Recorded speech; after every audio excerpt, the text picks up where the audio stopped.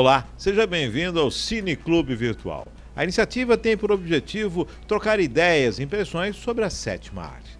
São 4 episódios. Convido você a conhecer um pouco mais sobre o filme relacionado a este episódio. Na sequência, o nosso bate-papo. Lembrando que as instruções e o link para você assistir a este curta-metragem estão nas descrições deste vídeo.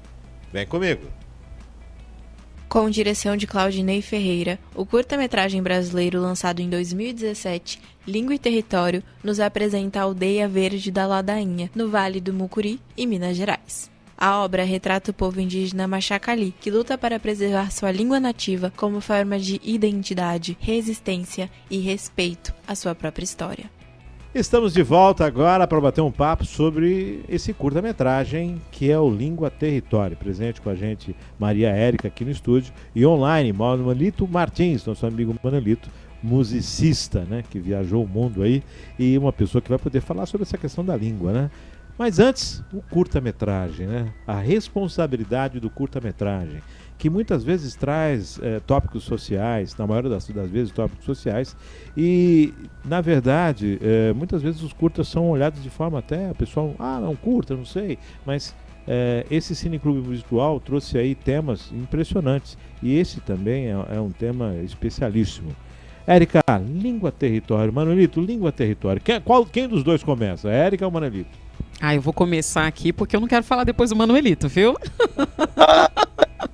Ele vai trazer mais experiência internacional, então ele vai trazer um pouco mais essa questão da experiência da língua e do território. Mas aqui a gente pode começar falando já um pouco teoricamente sobre o assunto. Por quê? Porque a língua e o território, eles são elementos basilares da formação de um povo, né? Mesmo dentro de uma formação jurídica, você pode ver que definição, o que define um povo, o que define uma nação, e a língua e o território estão sempre presentes. No caso desse curta-metragem, a gente está falando de um povo indígena, né? Um povo em específico. Muitas vezes a gente pensa, quando a gente vai falar nas populações indígenas, pensa-se num único povo, né? E na verdade nós temos uma infinidade de povos pelo Brasil afora, né? A língua, ela traz a história, ela traz os antepassados, ela traz tudo aquilo que foi vivido por esse povo, né? Seja por meio de uma escrita, o que não acontece muito, a gente vai ver, principalmente com os povos africanos, também com os povos indígenas, a gente vê muito essa questão da oralidade, não tanto da escrita, né? De tanto que arqueologicamente é sempre uma dificuldade até de se encontrar obras escritas, né? Muito diferente do que a gente vai ver na Grécia, do que a gente vai ver na região de Israel, né? Ali na região do Egito. É muito diferente, ela não é documentada, é uma questão de tradição, de normas, de vida, que ela é transmitida por meio dessa tradição oral.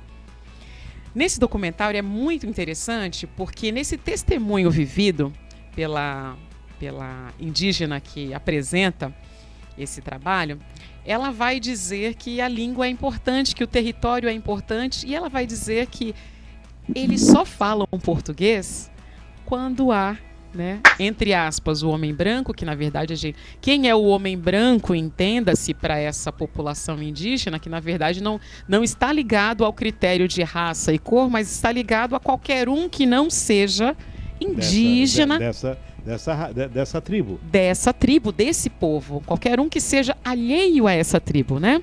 Mas eles só falam português, eles falam, mas eles só falam quando há um estrangeiro, vamos dizer assim, né? Porque eles cultivam a essência da continuidade dessa língua. E a escola dentro dessa tribo, e há casamentos, e há rituais. E é muito, muito, muito interessante, porque ela também vai trazer, no momento em que ela fala a respeito do que hoje a gente pode comparar com um templo religioso, pode ser, né? Eu não vou me atrever aqui agora a repetir os nomes, tá? Porque a gente viu aqui, não vou. Manuelito, vê se você vê os nomes aí, tá bom? Ajuda a gente. Os nomes dele? Qual o nome do povo? Você pode repetir pra gente? A Maria Clara Machacali, né? Os Machacalis. Isso, povo Machacali, exatamente. Povo Machacali. E eles têm um espaço religioso dentro dessa tribo, né? E onde ela conta ali o que acontece, que é um espaço onde as mulheres não entram, que é um espaço sagrado, que quando alguma criança falece, né, dentro dessa tribo, o espírito dessa criança permanece ali dentro, e que muitas vezes, já entrando na questão do território, muitas vezes quando essa tribo, por alguma razão, esse povo Machacali, por alguma razão ele foi retirado, ele deixa esse território, que essa essência espiritual não sai dali. Olha que interessante. E ela vai dizer o quê? Que as pessoas entendem, encontram-se, né? Ela não vai dizer assim, eu estou trazendo a interpretação daquilo que ela diz, né? Que as pessoas ouvirão assovios, que é uma maneira desse templo, né, desse sagrado que não sai desse território ouvirem, né? E ela vai dizer também que aonde há rios, aonde há história desse povo que passou, indiferente deles morarem ou não, residirem ou não nesse território, faz parte da lembrança, faz parte do sentimento de que um dia estivemos ali. Bom, Érica, aproveitando que você está falando dessa questão de língua e tudo mais, né? Eu fico pensando essa situação de eu estar numa terra onde eu não entendo o que as pessoas estão falando. As pessoas usam uma língua diferente que a minha. E aí você imagina se de repente chega um povo aqui e diz que eu não vou mais falar português, que eu vou falar uma outra coisa que não é português. E eu não consigo dialogar. E eu não consigo conversar. E só não o fato de não se comunicar, mas também a questão de eu perder aquilo que é meu. Aquilo que é uma questão cultural, que é a língua falada, né? É o que a gente usa, né? Me faz pensar também no Brasil, sabe? O Brasil ele é muito grande. E nós não sentimos essa diferença tão grande, porque nós somos um país continental, é muito grande. E a gente vai ter vários acentos, vários sotaques aí, dependendo da região aonde estivermos. Mas a verdade é que todos falamos português, correto? Perfeito. Entretanto, para aqueles que viajam um pouco mais, para aqueles que escrevem artigos acadêmicos, ou para aqueles que trabalham com diplomacia internacional, vão entender que mesmo aqui na América Latina, dentro do Mercosul, nós somos o único país a não falar espanhol. Já pensou nisso? Realmente, nós não falamos espanhol, né? E o único na América Latina. O único na América Latina. E isso não é algo natural para os nossos países irmãos aqui da América Latina. Eles se surpreendem quando descobrem, de fato, né, empiricamente, né, conhecendo, conversando, que um brasileiro não fala espanhol. Porque para eles, os latinos falam espanhol. Até aproveitando esse gancho do Manuelito, que já rodou o mundo aí, conhece o Viajandão, né? Manuelito Viajandão, para ele contar essa experiência, né? Do que ele viu no filme e do que ele viveu no dia a dia da profissão de músico internacional. Pois é, esse assunto desse documentário Língua e Território, nessa fala que a Érica comentou sobre a dificuldade, né, do idioma, como deveria ser para os Machacali procurar ser entendido pelos os povos que estavam ao redor deles aqui, não? Porque se a gente voltar no século XVI, né, colonização, século XVII, o Brasil tinha mais de 1.400 povos, mais indígenas, e se falavam mais de 200 idiomas. A língua, por ela ser, no caso deles, falarem esse ticumum, né? Eu não sei bem pronunciar essa palavra, mas ticumum, que é essa língua isolada, no cotidiano, nos rituais deles, que é uma língua oral, né? Tem uma coisa, está muito ligada à área musical também, porque a música é muito importante para eles, né? Está conectada com a parte espiritual. Os cantos que são criados, são recebidos dos espíritos, né? Que para eles, na realidade, essa tribo em especial, Macacali, eles têm uma conexão muito profunda com a terra, com a mata, para eles tudo é espírito, tudo tem uma conexão espiritual ligada, que nós, como nós vivemos na cidade, como nós não estamos conectados com essa mata, com essa região, vivendo com eles, porque só vivendo com eles que dá para perceber todas essas coisas, né? E na realidade a gente sabe, como cristãos, né, como cristãos que a gente, né, o Brasil é um país cristão, a gente sabe que a Bíblia ela sempre falou sobre os espíritos, né? E o próprio Cristo na ressurreição, ele indagou lá, né, em Lucas, ele indagou lá na hora que ele apareceu ressurreto, ele indagou lá para os discípulos, né, que olha, eu não sou nenhuma alma aí que tá andando por aí, não. Eu tenho, pode encostar em mim aqui, tem osso e carne, né? Mas ele falou também desse lado espiritual, né? Deixou esse lado espiritual que existe realmente, né?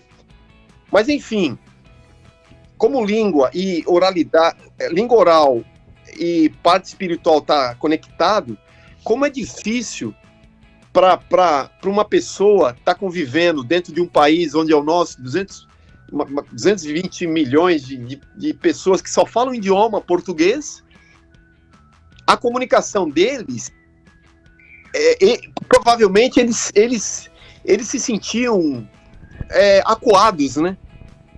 Eu acho, acuados, porque realmente você sente, quando você não fala um idioma, somente, eu tive uma experiência mais ou menos, quando eu estive no Texas, sabe? Assim que eu cheguei, Márcio, eu era surdo. Eu tinha estudado inglês, já tinha passado por várias escolas e aprendizado e tal, mas quando eu cheguei eu era surdo. Por quê? Porque eu não conseguia entender. Então eu não conseguia identificar o falar do outro quando eu ouvia, entende? E isso há um choque muito grande, porque você entra em desespero, você chega ao momento que você fala, como é que eu vou me explicar? Eu não consigo, te bloqueia. Né, quando você não consegue entender o outro, entende? Então, eu acho que, quer dizer, pelo menos eu entendi nesse doc da Ana Paula aí Foroto, né, Faroto, que ela é o seguinte, ela tá mostrando para nós que essa tribo Macacali, ela vive na mata, ela vive nos rios, ela vive nos animais, ensina os cantos, os rituais e saberes e participa da vida cotidiana do povo, tudo conectado com a língua deles, né? E os rituais, na realidade, são vitais o ritual, ele é vital para a sobrevivência para eles sobreviverem. Os rituais, a língua, se exterminarem com a língua, exterminam com o povo, extermina a cultura. Quer dizer, por um lado, o que eu pude perceber é que é o seguinte, o Estado brasileiro tentou exterminá-lo, né? O Estado brasileiro, que foi terrível com o sarampo, né, através da colonização dos padres, etc., tentaram exterminá-los. Mas é uma conversão forçada, né? Uma conversão forçada, exatamente. Essa coisa da conversão, de tentar forçar, impor, né? Impor a salvação, impor a sua crença. A gente já está entrando no aspecto do colonizador, né? Que o colonizador traz tudo aquilo que ele acredita, né? E impõe. Eu vou até aproveitar esse gancho e a gente...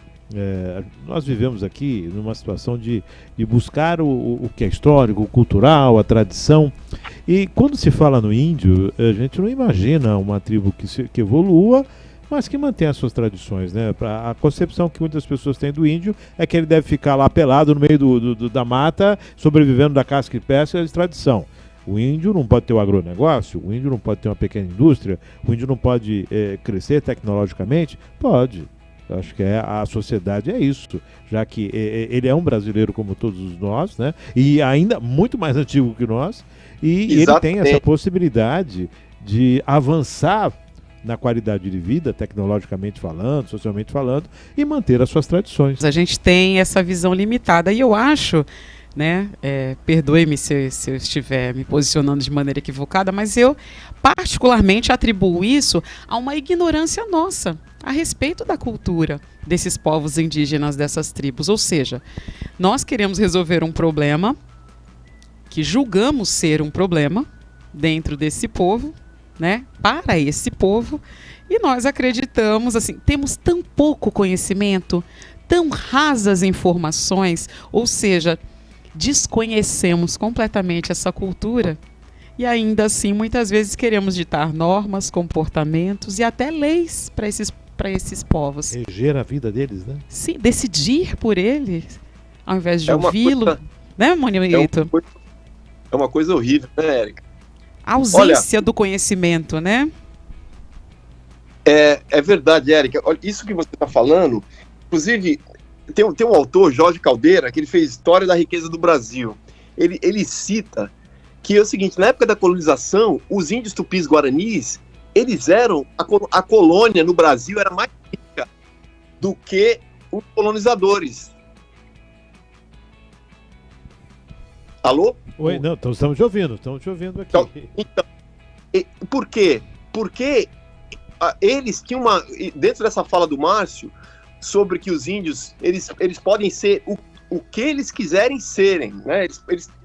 Eles podem ser o que eles quiserem. Essa conotação de que o índio tem que ficar morando dentro da floresta, ele pode morar na floresta, tudo pertence a ele, eles são donos, eles são os primeiros, né? A terra é deles.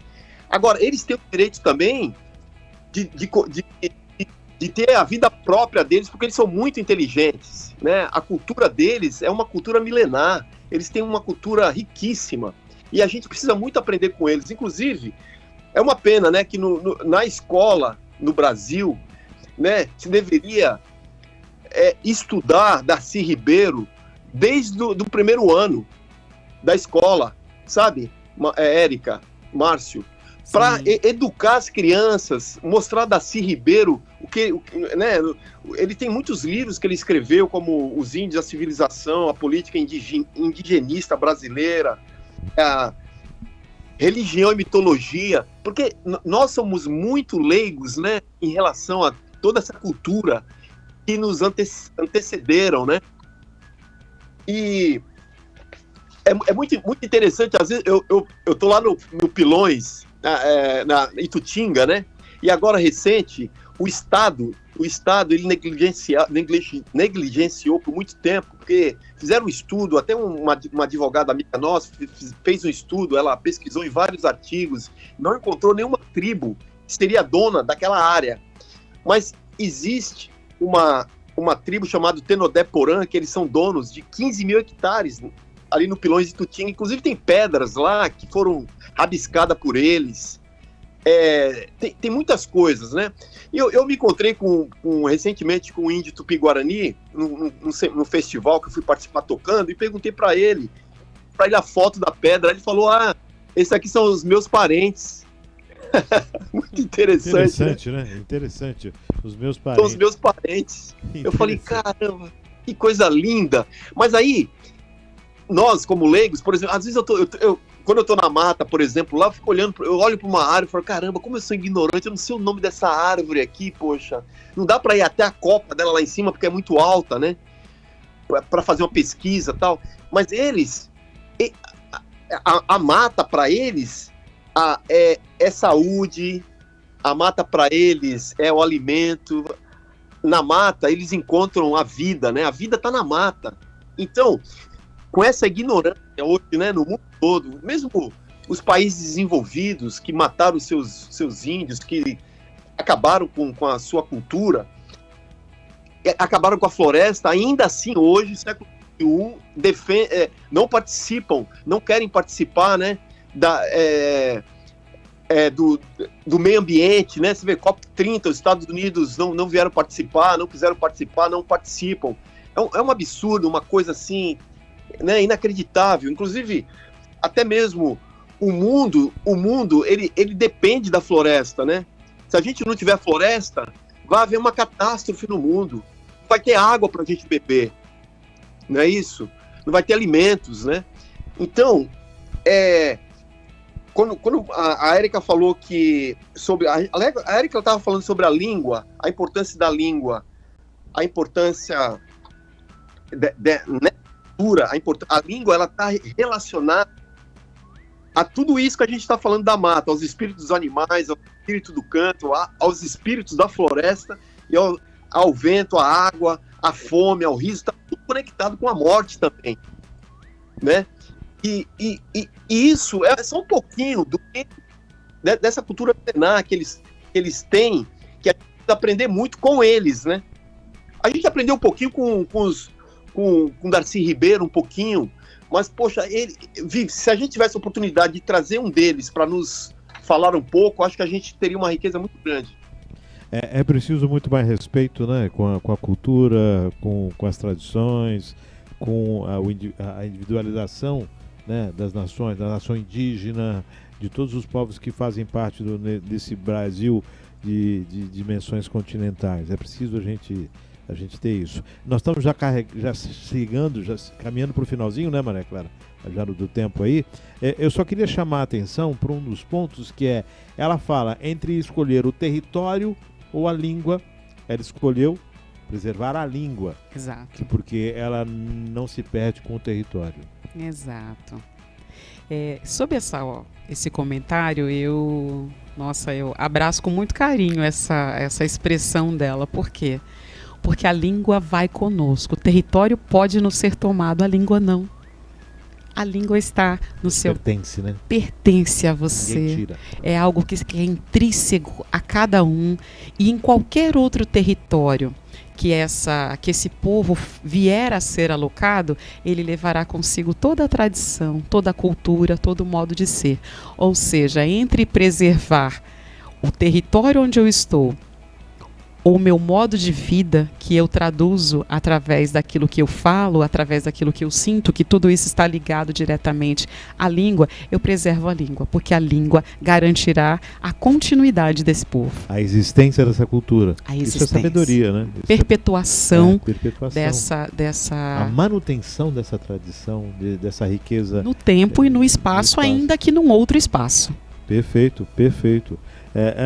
Lito, eu gostei muito da parte em que eles entendem a chegada dessa questão de audiovisual, de gravações, de filmes, de documentários. Isso mostra que nós precisamos observar de uma outra forma, não como os donos de toda a tecnologia e somos aqueles que podemos fazer mais e melhor. Não, precisamos aprender e dar a outros a oportunidade de fazer da sua forma, né?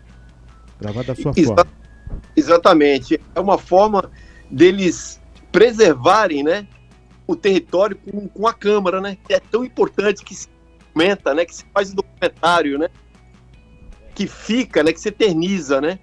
Uma coisa interessante que vocês estão falando, que a Érica falou, eles perderam a terra, perderam a saúde, perderam a segurança, a proteção do Estado, mas não perderam o canto, o ritual, a língua e o espírito, né? Mantém a tradição. Mantém a tradição. Isso, ele quer dizer, é tudo para eles, né? Isso a tradição, uma coisa muito importante, né? Gente, eu adoraria ficar batendo mais papo com a gente aqui. Esse filme é só o começo, né? Exato, de uma reflexão muito mais profunda. Mas parabéns a todos os envolvidos na produção desse curta, que é espetacular, né? E vale a pena, muito a pena isso. A Itaú Cultural está de parabéns, né? Pelo acervo, por essa condição de unir de todos esses curtas em um único espaço, e que o brasileiro se valha de buscar toda essa biblioteca cultural, né? Essa diversidade, essa coisa multifacetada, para cada vez mais se inteirar e se apoderar. Eu gostaria das considerações de vocês dois. Lito. Olha, Márcio, nós precisamos, eu acho que seria muito interessante levar da escola, né, para crianças, para ter um entendimento maior e abrir um leque, né, para que elas possam ter entendimento da sua própria cultura, né? Do seu próprio sangue, do seu próprio espírito, porque nós somos tudo parte disso tudo, né? Nós somos parte do todo, né? Parte do todo, exatamente. Perfeito. Érica. Olha, eu tenho duas considerações, posso? Claro, claro. Primeira consideração, acho que o Lito ele citou bastante obras e escritores, jornalistas, enfim, estudiosos a respeito desses povos indígenas e das tradições nacionais. Eu sugiro que aqui embaixo, a gente tem legenda, a gente tem descrição, eu sugiro que o Lito mande alguns nomes dessas obras, algumas coisas assim, para que quem está assistindo esse documentário e se interesse, possa conhecer pelo menos um exemplar, alguma coisa aí desses autores. Eu achei riquíssimo, tá? Muitíssimo obrigada. Segundo lugar, Márcio, parabéns pelo trabalho, parabéns pela escolha desse vídeo de hoje. Um prazer, uma alegria estar aqui na companhia de vocês, né? Principalmente deixando a mensagem de que povos indígenas, sejam lá que povos sejam, ainda assim somos todos brasileiros.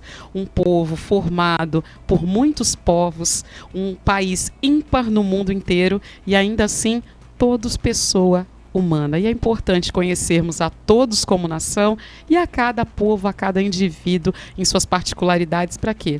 Para que nos compreendamos melhor e para que construamos um país realmente coeso e bom para todos. Eu fico satisfeito porque esse é o objetivo do Cineclube, trazer obras que não são tão conhecidas, é um bate-papo sobre elas e levar ao fomento, à discussão, ao conhecimento, e principalmente, né, que possamos evoluir nos nossos julgamentos, nas nossas concepções. Acho que eu fico muito satisfeito quando eu vejo que o nosso intuito está sendo alcançado. Gratidão, Érica. Gratidão, Manuelito. Obrigada, Lito, pela companhia. Obrigado, Márcio, pelo convite. Sempre à disposição. Agradecendo Maria Clara, que está aqui nos controles eletrônicos, Patrícia, que está acompanhando online, né, toda essa parte pedagógica. Agradecendo a você que está acompanhando a gente, agradecendo ao Conselho Municipal de Cultura, à Secretaria Municipal de Cultura, à Prefeitura Municipal de Cubatão, que através das leis de incentivo tornam projetos como esse viáveis. Um abraço e até o próximo Cineclube.